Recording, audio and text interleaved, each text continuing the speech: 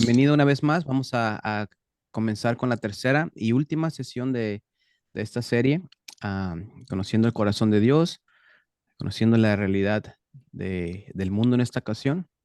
Y vimos también la segunda, que fue el ADN de la iglesia. Y vamos a dejarte el tiempo, David, que nos compartas.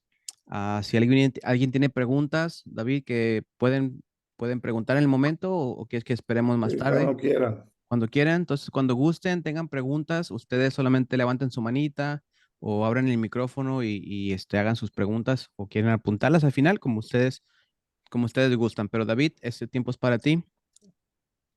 Adelante. Amén. Bueno, una bendición estar aquí de nuevo con vosotros para compartir. Eh, Aquí donde estoy ahora van a ser las 2 de la mañana, pero no pasa nada. El Señor trabaja 24 horas, así que nosotros también podemos hacer lo mismo cuando tenemos la fuerza. La intención de esta serie, ¿verdad? Inicialmente, el tema, cuando lo tocamos, comenzamos hablando de la misión como algo que sale de la propia naturaleza de Dios, del corazón de Dios. O sea, el corazón de amor de Dios lo lleva a extender su misericordia para alcanzarnos.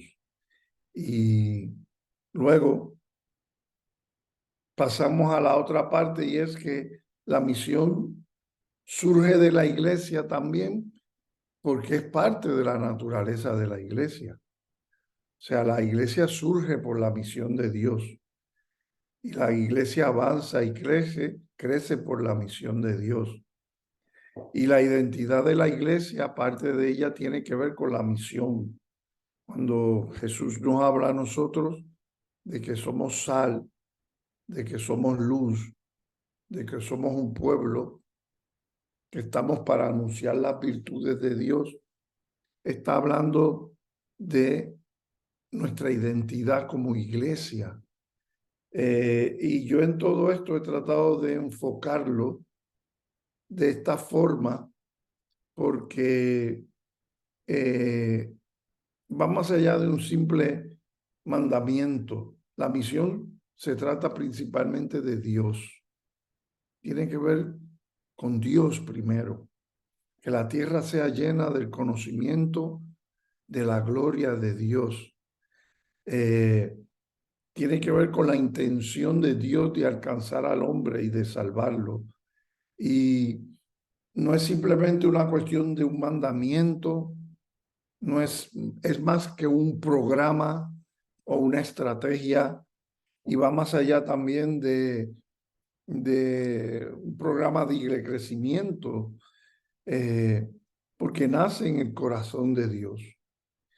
Y yo creo que es algo que nosotros como creyentes tenemos que tener muy presente. De hecho, Pablo hablaba de que el amor de Cristo lo constreñía, y eso pues lo llevaba a vivir de una forma y sentía una deuda porque el amor de Jesús. Y yo creo que la misión en nosotros tiene que ser producto del amor, de ese mismo amor de Dios que es derramado en nuestros corazones y nos lleva a obedecer el mandamiento, porque la manera más concreta que nosotros podemos expresar el amor a Dios es por la obediencia. Él lo dijo: el que me ama guarda mis mandamientos. Entonces, esa cadena de misericordia que fluye, ese río de misericordia que fluye del trono de Dios, del corazón de Dios, y que se mueve a través de las épocas, a través de las naciones, que es la misión, ¿verdad? Es a lo cual nosotros hemos venido a ser parte de ello. Y nosotros tenemos que entendernos a nosotros mismos dentro de esta realidad. Por eso es que la misión para la iglesia no es una opción, ni siquiera, ¿verdad?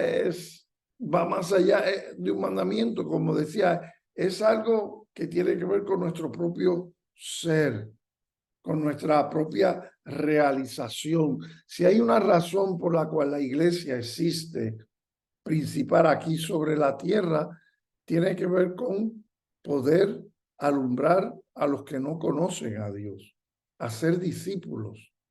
No es para que nos santifiquemos, no es para que lo conozcamos más, no, porque no vamos a ser más santos que cuando lleguemos al cielo, ni tampoco vamos a conocer más a Dios que cuando lo veamos cara a cara. O sea, la razón principal por la cual nosotros estamos aquí es la misión. Y la realización, la participación de Dios, de todo lo que es, y el ver manifestarse a través de nosotros como personas y de la iglesia está directamente relacionado con la misión, con cumplir con la hoja de ruta que Jesús trazó, con ese plan que Dios, que nació en el corazón de Dios antes de la fundación del mundo, de reconciliar y de adoptar a la gente en Cristo, depende de esa realización, del cumplimiento en nuestras vidas de eso. Y hay muchas cosas. Una de las cosas que yo veo en la vida de Jesús es cómo el enemigo trató de cambiar su agenda en todo momento. Primero, cuando fue tentado, quiso cambiar la agenda. El ayuno, pues no, haz pan. Toda la agenda. Luego los fariseos quisieron cambiar la agenda y por eso le pedían señal a Jesús para que él hiciera cosas que no tocaban hacer, porque él estaba allí no para hacer lo que los fariseos le dijeran, ni siquiera las necesidades le pudieran decir. Él estaba allí para hacer la voluntad del Padre. Entonces, lo que él veía del Padre, eso hacía. Y lo que escuchaba del Padre, eso hablaba. Y es así. Entonces, el que nosotros nos realicemos como iglesia, como hijos, el que nosotros podamos ver toda esa manifestación de Dios a través de nuestras vidas está directamente relacionada con la misión de Dios. El que nosotros veamos la recompensa de los sufrimientos, el que nosotros veamos todo eso que Pablo dice, el que no escatimó a su propio hijo nos dará con él todas las cosas. El que la iglesia pueda ver esa plenitud de Dios que dice la Biblia que llena la iglesia, es importante que la iglesia entonces se meta en la misión de Dios que es desde Jerusalén hasta lo último de la tierra, simultáneamente. No hay una competencia. No hay un debate entre si Jerusalén o Judea no. Se supone que simultáneamente, según el griego dice, y a la misma vez Judea y a la misma vez Samaria y al mismo tiempo lo último de la tierra. Entonces, es algo que nosotros tenemos que vivir porque es lo que sale del corazón de Dios, es la respuesta del corazón de Dios para alcanzar al hombre y es lo que constituye vamos a decir, ADN, el tener un corazón misional. Amén.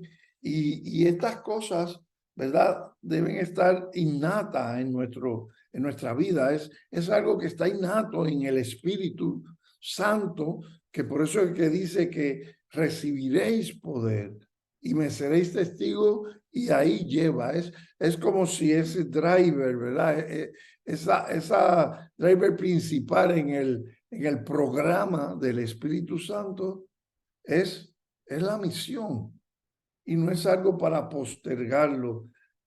Yo creo, realmente pienso que mucha de la insatisfacción que tienen muchos creyentes en el Señor tiene que ver precisamente porque han relegado la parte de la misión, el dar de gracia lo que por gracia han recibido. O sea, no es una opción. Hoy día muchos creyentes llegan a la iglesia, se sientan, cumplen y de ahí vuelven a sus casas. Van a la iglesia simplemente para cargar pilas y soportar y aguantar la semana.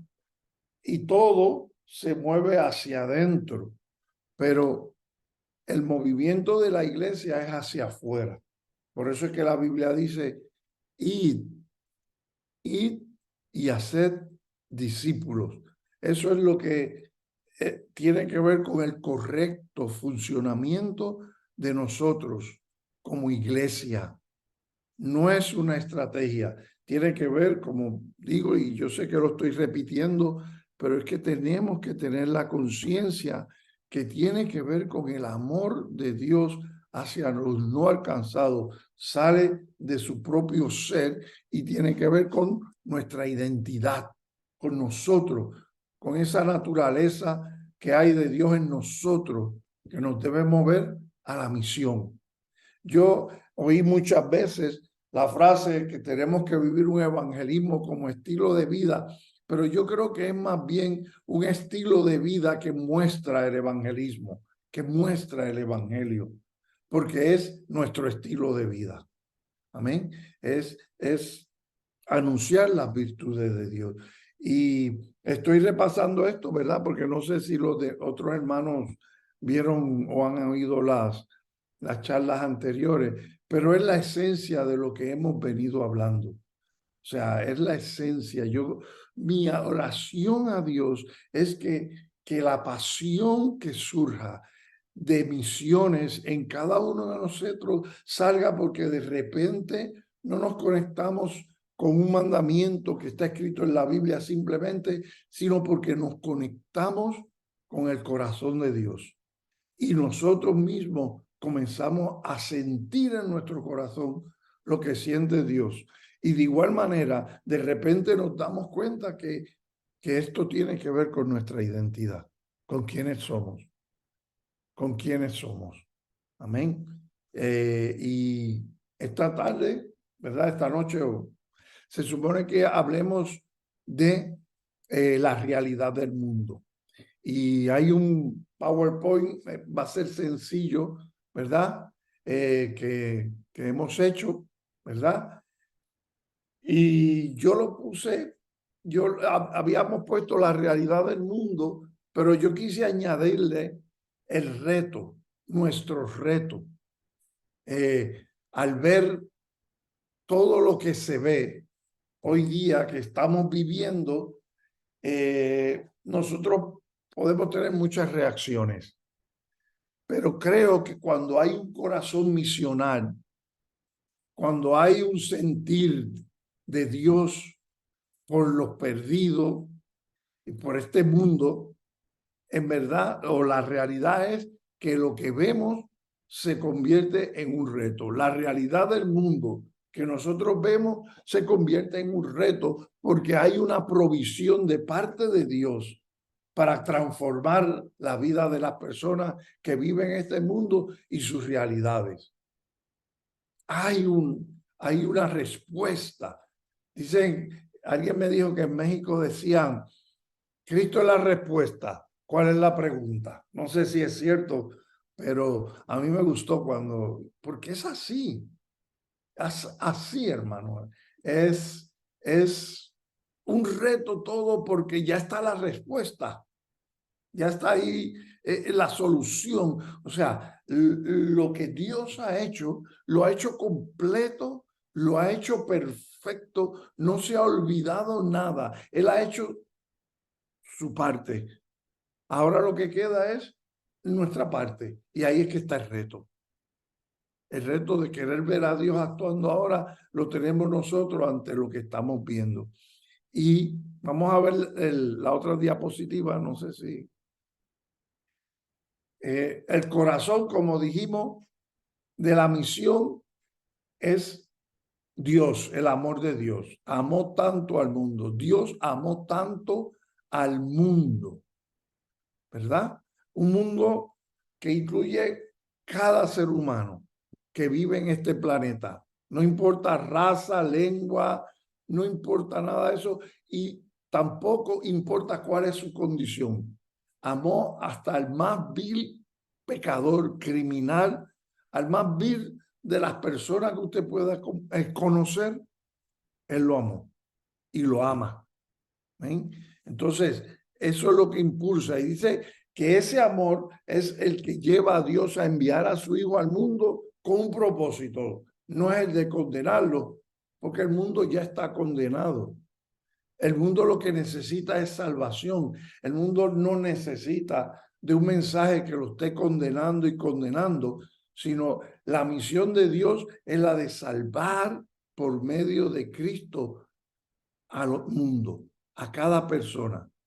Es decirle al enviar a Jesús a cada persona, yo te amo, yo me preocupo por ti y he venido para demostrártelo, para mostrarlo. Por eso vine, por eso me hice hombre, por eso morí en la cruz del Calvario, para que sepas que yo te amo. No importa cuál sea tu realidad, te amo y quiero salvarte. Ese es el corazón de la misión y ese es el corazón de todo aquel que tiene la misión en sí mismo.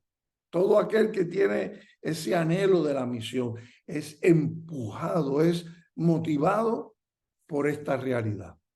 Entonces, dice, después la próxima diapositiva, dice, con amor eterno te he amado, ¿verdad? Que fue lo que acabo de decir.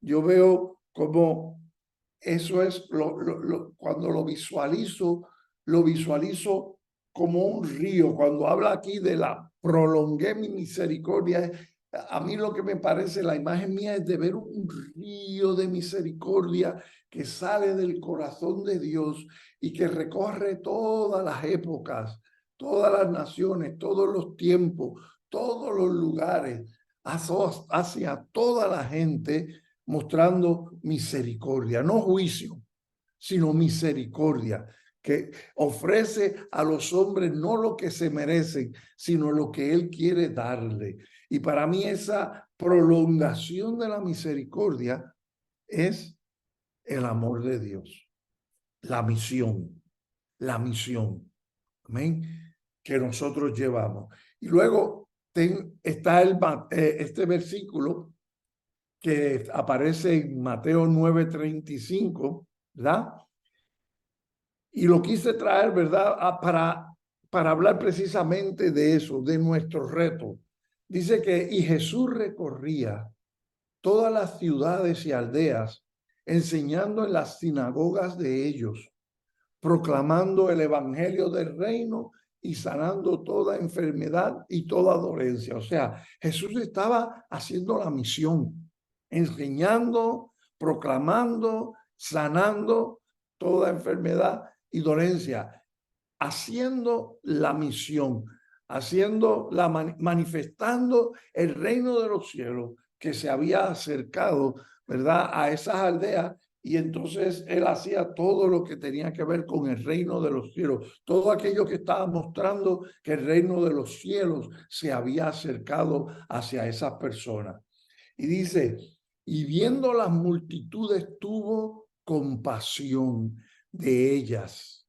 Y después explica, porque estaban angustiadas, estaban apabulladas, estaban desgarradas y abatidas como ovejas que no tienen pastor. Él veía cuál era la condición de estas personas y la reacción de estas personas, ¿verdad? No era de censura, de crítica, de juicio, sino de compasión, porque veía cuál era la realidad de esta gente. Y era que no tenían pastor, no tenían realmente quien los dirigiera. Eran personas que estaban desarraigadas totalmente de Dios, pero él, como el buen pastor, venía a dar su vida por ellas. Y dice, entonces dijo a sus discípulos, la mies es mucha, pero los obreros pocos. Por tanto, rogad al Señor de la mies que envíe obreros a su mies. Cuando yo llegué a España, yo pensaba que era necesario venir a España para que hubiera mies, que era necesario que yo pudiera venir a España, y tal vez muchos misioneros podemos pensar eso, para que ocurriera algo. Pero un día me di cuenta que yo estaba en España porque ya Dios estaba obrando y Dios tenía mies.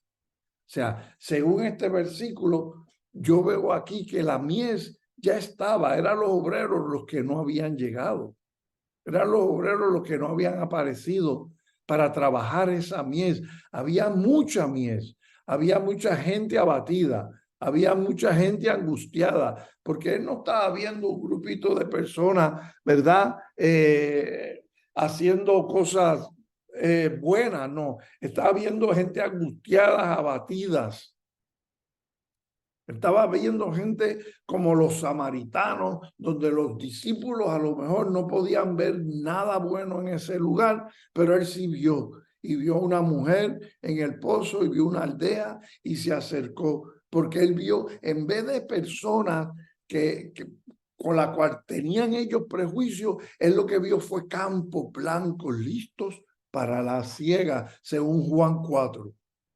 Entonces, esa mies está. Esa mies está en nuestro país. Esa mies está en los pueblos de nuestros países, en las aldeas, pero está también en las tribus, está en las etnias no alcanzadas. Hay una mies. El problema es que no hay obreros, que es lo que está señalando aquí Jesús. Hay un problema de obreros. Y hay una gente abatida y angustiada que necesita de esos obreros. ¿Para qué? Ahora, para que los alcance. Ahora me pregunto yo, ¿no habrán obreros porque el Señor no los está enviando? ¿O no los está enviando porque no estamos rogando al Señor que envíe obreros? ¿Verdad?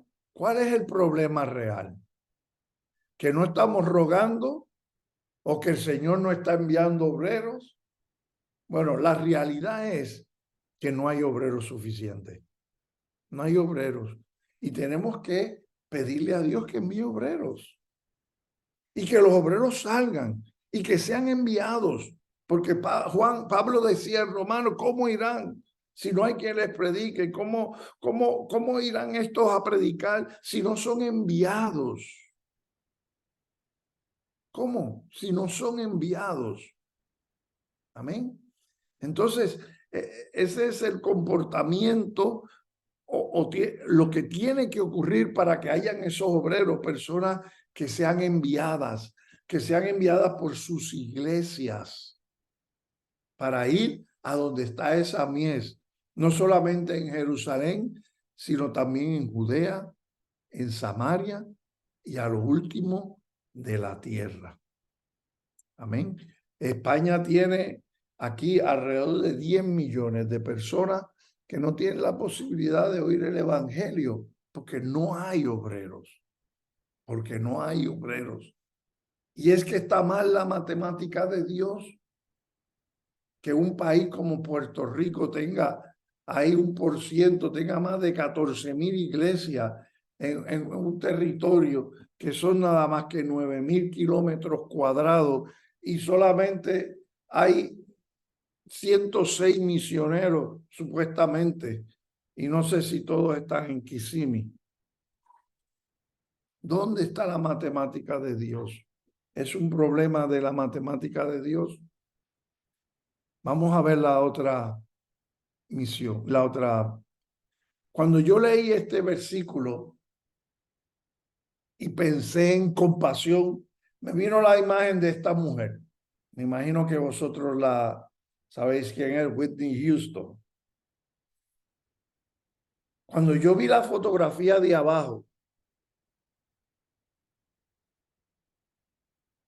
habiendo visto la de arriba, la cara que esa mujer tenía, lo que yo sentí fue compasión.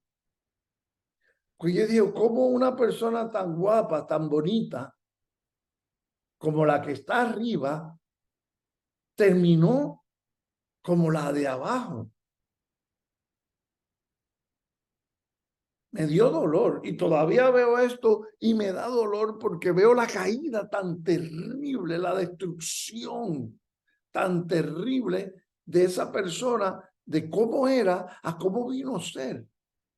Y yo pienso que cuando Dios mira al hombre, lo mira como cuando Él lo creó, a imagen y semejanza de Él. Y yo imagino Dios teniendo la imagen de ese hombre, de ese Adán, esa Eva, en el principio cuando los creó, cómo eran, cómo sentían la comunión que había entre ellos, la belleza, todo ese contenido, toda esa perfección que había allí en ese lugar con esa pareja tan tremenda, ¿verdad? Y de repente ahora mirar y ver que la foto de abajo, ver un hombre, ver un ser humano que no, donde no se ve, solamente en algunos pocos, la imagen y semejanza de Dios como debería ser. Y yo creo que eso le rompe el corazón a Dios. Le contriñe, le remueve las entrañas, porque eso es lo que significa compasión. Le removía las entrañas a Jesús el ver a la gente de esa forma. No había ningún ápice de indiferencia y de indolencia, porque en su mente y en su corazón estaba la imagen de ese primer hombre y de cómo era y de la comunión que tenían ambos. ¿Ven? Y viendo las multitudes, tuvo compasión de ella. Vamos a ver la otra diapositiva. Aquí, por ejemplo, me imagino a Dios mirando a estos niños, niños soldados que están en África, que los utilizan, los secuestran y los utilizan para hacer la guerra, para matar gente, chavalitos que tienen que dañar el corazón de ellos de una forma tal y psicológicamente de una forma tal que le matan la inocencia, la niñez, ¿verdad? Para convertirlos en soldados, hacer cosas que a lo mejor ni entienden. Chavalitos que los llevan a saltarse todo lo que es bueno para meterlo en lo que es malo. Y eso me hace pensar también.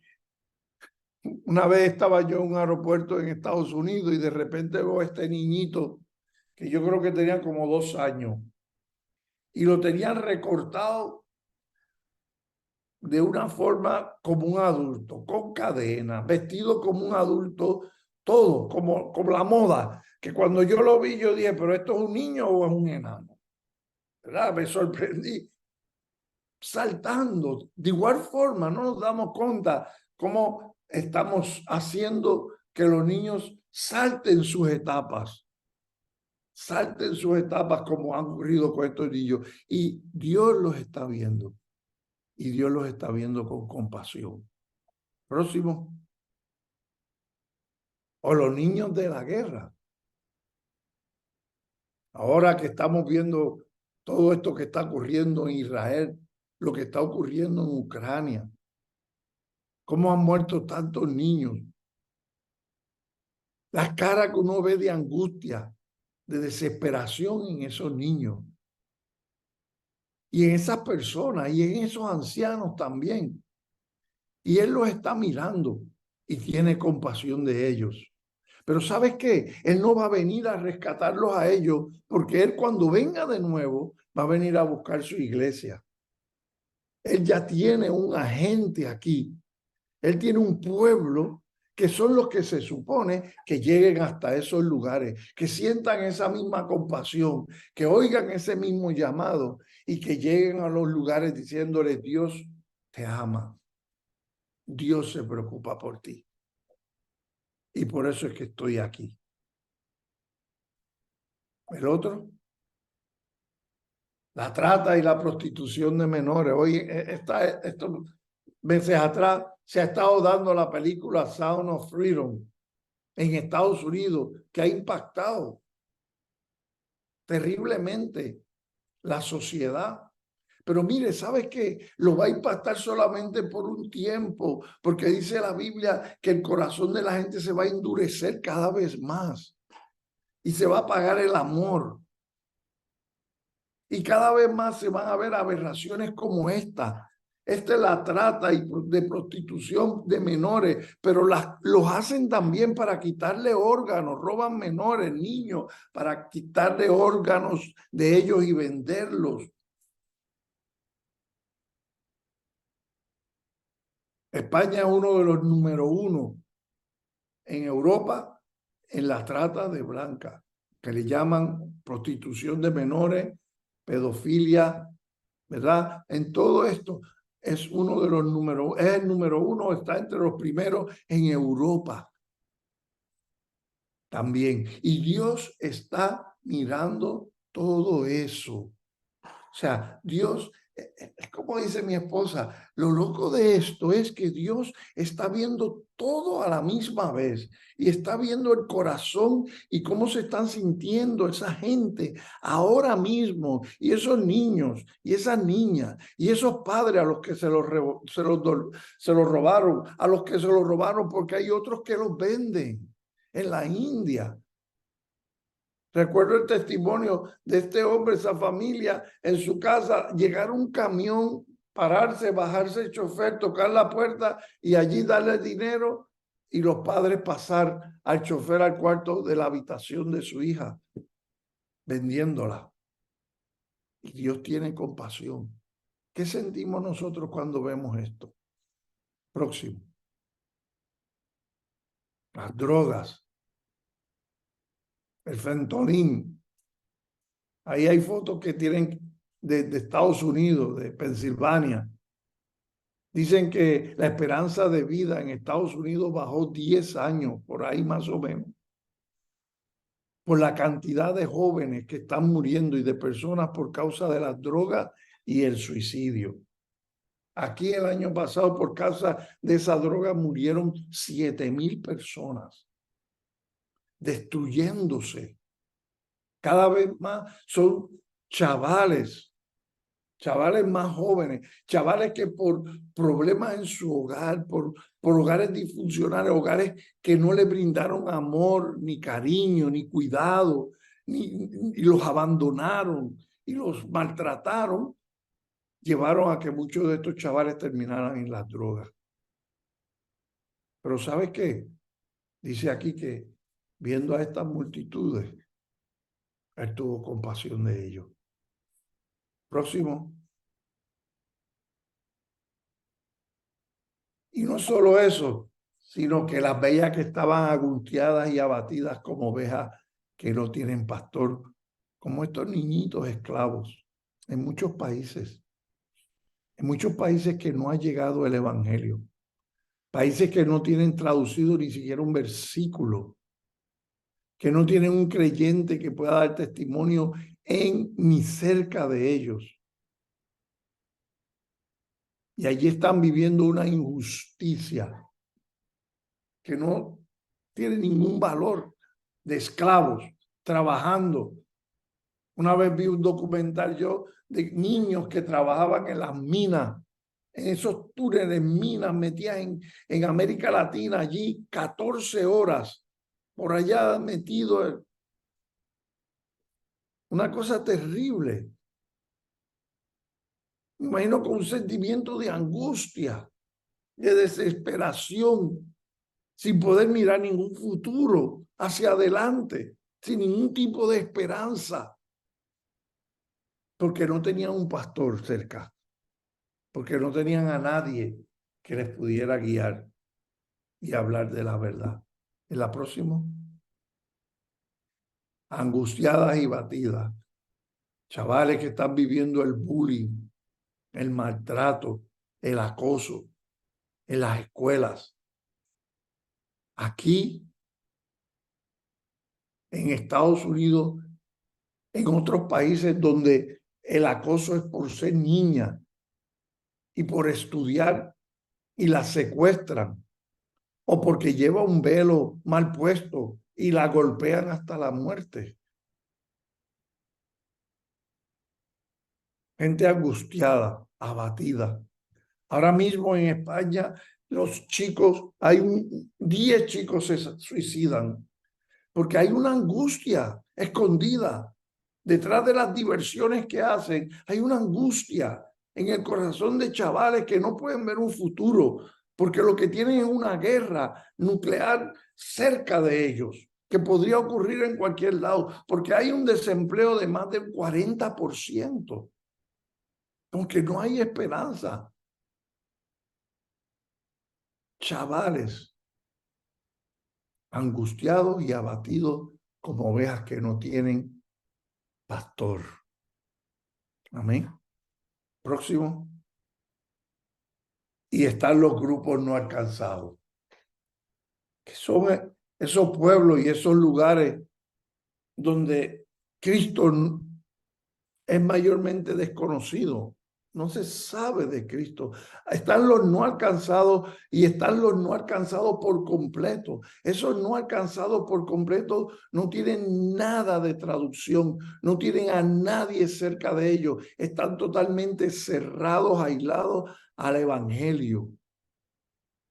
Porque no hay nadie, no hay nada que pueda dar testimonio de ellos. Ese es el reto, hermanos. Este es el reto que tenemos. Lo que Dios ha hecho en nosotros, cuando miramos a esto, lo que debe es retarnos. No es anhelar que Cristo venga para irnos. Eso no va a arreglar la situación. Es el reto de Dios que la palabra llegue a esta gente. Más de 2 billones de personas viven en estos grupos étnicos no alcanzados y cada día aproximadamente 66,000 de ellos mueren sin haber oído el evangelio. Es aproximadamente 26 millones de personas cada año.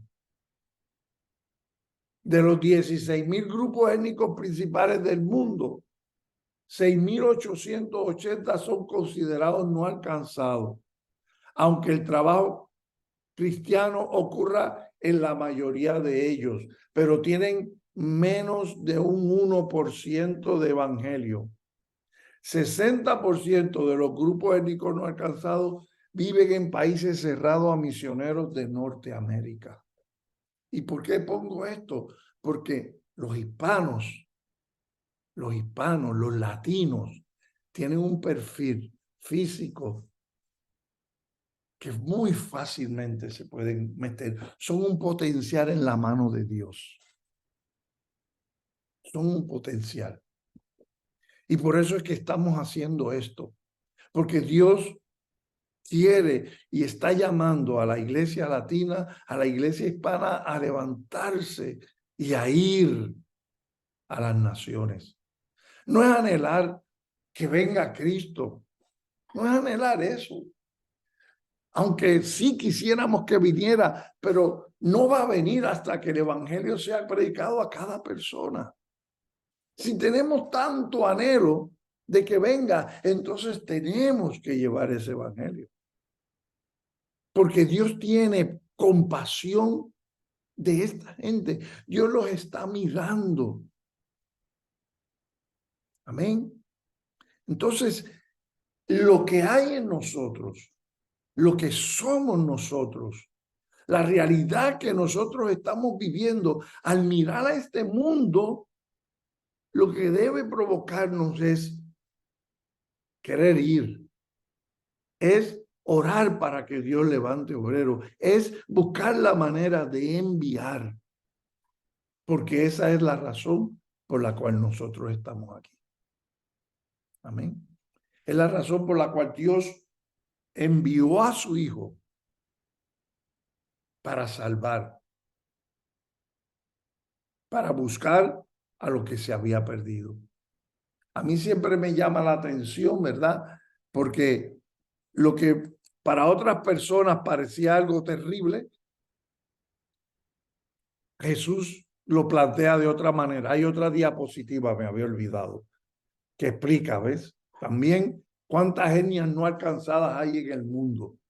Hay grupos que las clasifican en 16,000 grupos porque cuentan, por ejemplo, los saharaui, vamos a decir, un grupo no alcanzado, los kurdos o los bereberes.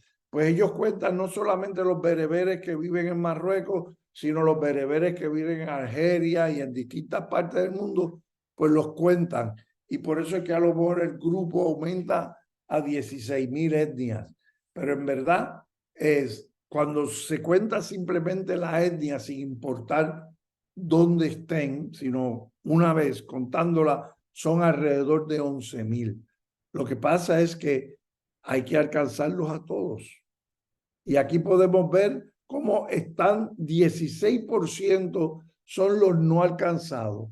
Personas, son grupos como España que tienen menos de un 2% de evangélicos, menos de un 2%. Y ahí representan el 16% de esos grupos no alcanzados.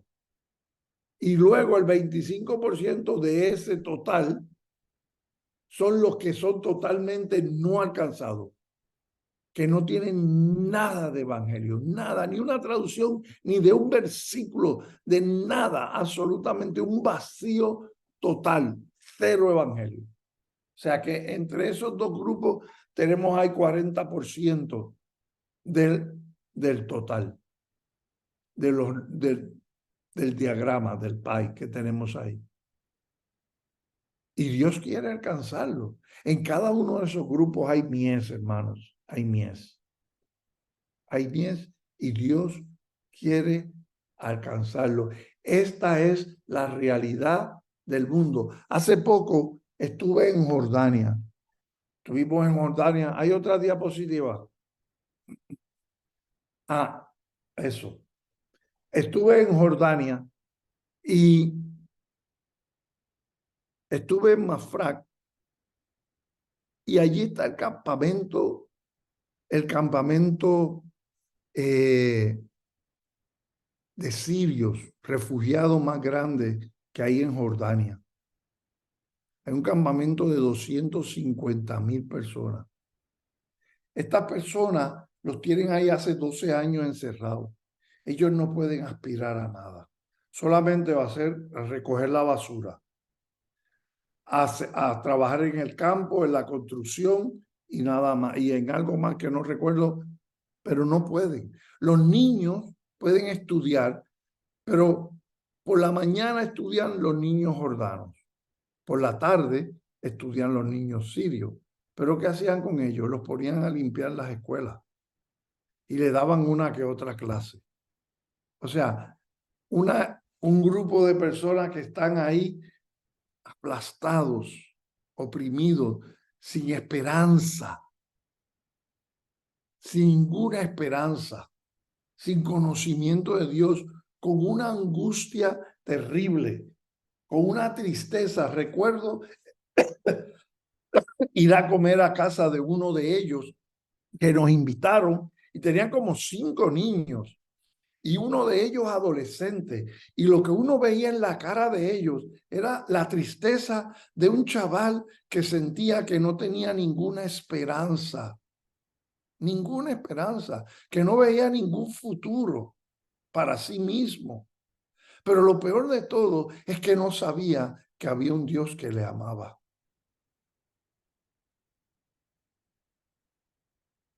No lo conocía, ese Dios de amor, que había muerto por él. ¿Y qué produjo eso? Un reto. Hermano, cuando tú entiendes el evangelio, cuando tú entiendes el poder del evangelio, cuando entendemos lo que es la iglesia, lo que hizo Jesús en la cruz del Calvario, cuando entendemos lo que significa que Él tiene toda la autoridad en el cielo y en la tierra, Cuando vemos y comprendemos que es lo que significa que Él ha vencido, que ya venció, no es que va a vencer, que Él venció y encima que nosotros somos más que vencedores. El ver todo esto que yo les he presentado, hermano, lo que debe poner en nosotros es un ardor, es una pasión, es una compasión, es un reto de que eso cambie, de que el evangelio pueda llegar allí, de que la salvación pueda llegar allí, de que lo que Dios hizo y el amor de Dios pueda ser encarnado en esos lugares, porque Dios nos ha dado todo, todo, absolutamente todo lo que necesitamos para hacer ese trabajo. Todo, no necesitamos nada. Él no tiene que hacer nada más. Está hecho. Cuando yo oro a Dios, mi mayor preocupación no es que Dios obre. No es mi mayor preocupación, porque Él va a hacer lo que Él dijo que iba a hacer. Mi mayor preocupación, ¿sabe cuál es? Que aquello que Él se propuso hacer en y a través de mí, en este tiempo, en el lugar que Él lo pueda hacer. Que yo no esté ciego, que yo no esté indolente, que yo no cambie mi agenda, que la comodidad mía no me engañe, que el materialismo, sino que Él pueda hacer lo que Él se ha propuesto hacer. Tenemos un grupo en uno de estos países perseguidos con los que estamos trabajando. Y un día el pastor los llamó con todo esto que está ya pasando de Israel y les escribió, le mandó un mensaje y le dijo, no salgan de sus casas. Gente joven, de 30 y poco para abajo, que han dejado todo, que vienen de un país que no tienen casi, que su moneda es pobre, no tiene los recursos, viviendo con 300, con 200, 300 euros, dólares, perdón, en esos lugares que la moneda es más cara que el dólar. Y allí están metidos alegres, gozosos, sin queja. Y le avisan, no salgan. Si tienen que salir a comprar, vayan acompañados, pero no salgan. Un lugar donde matar a un cristiano es honor. Es un acto de honor. Es un reto lo que tenemos por delante. Y yo veía eso. ¿Y sabe lo que vino a mi corazón? En mi corazón, lo que vino fue el pasaje de Urías, Eteo, cuando David lo llamó a buscar porque había hecho lo que había hecho con la mujer de él y lo emborracha y lo manda a su casa para que se acueste con su mujer a ver si puede tapar su pecado. No sabe que Dios no puede ser engañado, pero él trató. Y cuando este hombre salió, cogió y no fue a su casa. Se fue allí a dormir con los del ejército, en el campamento, en las barracas allí.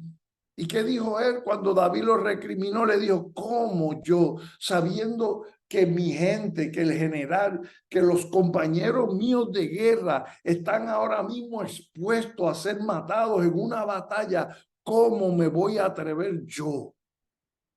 ¿Cómo me voy a atrever yo a irme ahora a deleitarme con mi mujer, a beber y a gozarme y a pasarme pipa cuando yo sé lo que ellos están viviendo? Y yo me sentí igual. Yo me sentí igual. Señor, hay tantos siervos tuyos, misioneros en tribus, en situaciones tan terribles, gente que están exponiendo su vida en lugares por llevar el evangelio, por llevar el evangelio. Y yo voy a buscar ver cómo estoy cada vez mejor y disfruto más de las cosas que puede haber en este mundo. no podía. Tenemos que tener cuidado, hermanos, porque nos puede pasar como cuando los leprosos vieron que el campamento estaba vacío y empezaron a coger botín y se dieron cuenta y dijeron, mejor avisamos, no sea que el pecado nos alcance en la mañana. ¿Sabes qué? La falta de misión de la iglesia, la falta de una visión más misionera, la falta de la iglesia de aceptar el reto de ir a las naciones. ¿Usted sabe qué está haciendo? Está trayendo a las naciones, está trayendo todas esas religiones, todas esas cosas, las está trayendo a nuestros países y están inundando. Y el cristianismo en el hemisferio norte cada vez más hacia abajo va decayendo. El eje del cristianismo ahora está en el hemisferio sur, ya no en Norteamérica, ya no es Europa. En Europa, 800,000 personas dejan la iglesia cada año. 800,000. En España, el 46% de las personas se llaman agnósticas o ateas. Y solo hay un 20% de católicos nominales y menos de un 1% de evangélicos españoles. Hermano, está fallando la matemática de Dios. ¿Será que Dios ya no nos mira y tiene compasión? ¿O es que nosotros como iglesia hemos dejado de rogar al Señor de la mies que mande obrero? Y hemos dejado de decir, Señor, heme aquí, envíame a mí.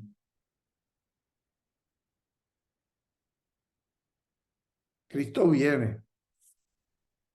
Cristo viene. Cristo va a resolver el problema del calentamiento global de un golpe. Dice que va a quemar todo, hasta los elementos, y va a hacer unos cielos nuevos y una tierra nueva. Va a resolverlo. Y del pecado y todo eso. Pero cuando Cristo venga, nosotros tenemos que responder a Dios. ¿Qué hicimos con el llamado? Dice, pero es que Dios no me ha llamado. Pero está el mandamiento. Y donde hay un mandamiento no hace falta un llamamiento. ¿Eh? Entonces, en esta última participación, mi intención, ¿verdad?, ha sido el reto. Porque yo veo las cosas y a mí me retan. Mientras más entiendo la iglesia, más miro hacia afuera y más me reta todo. Todo. La cuestión que veo allá afuera es que todo, porque veo que Dios tiene la solución. Y quiero ver a Dios actuando. Y esa es mi oración, hermanos. Esa es mi oración. Que Dios encienda la misión en nuestros corazones. Esa pasión. Que no nos deje dormir.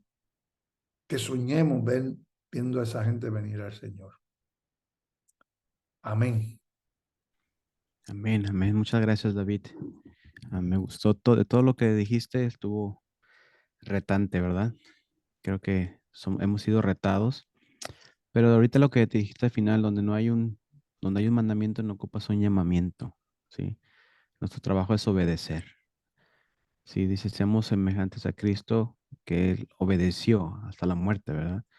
Como escuché otra vez que creo que dijiste tú, o no recuerdo quién dijo, si obedecemos a Dios, la manera que demostramos cómo obedecemos a Dios, cómo glorificamos a Dios es a través de la obediencia, ¿sí? Obedeciéndole es la manera que podemos glorificarle. Hermano, si alguno tiene alguna pregunta, algún comentario, es momento de que abras tu micrófono, ¿verdad? Y tengas este tiempo para compartir.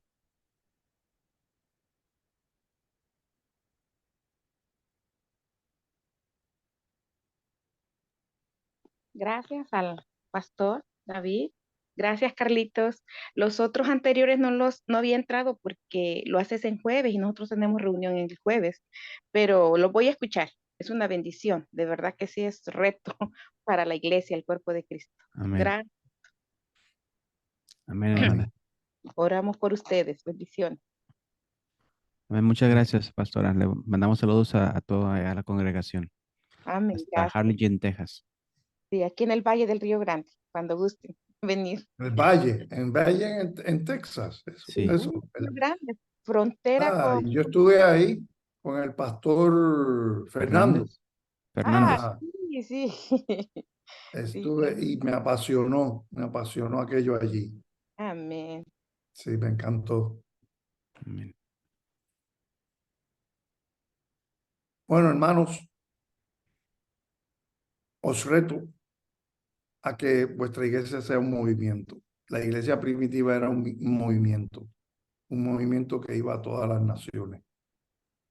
Amén. Y eso es lo que Dios quiere. Pastor, gracias por su tiempo. Es admirable, en verdad, su amor para la obra. Gracias. Bueno, pues nada, si no hay preguntas.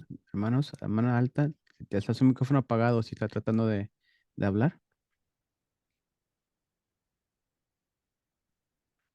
Me retiro, Carlito. Bendiciones. Dios le bendiga, pastora. Sí. Alta, si trata de hablar, está tu micrófono apagado. Ah, Listo. listo. Ahora sí.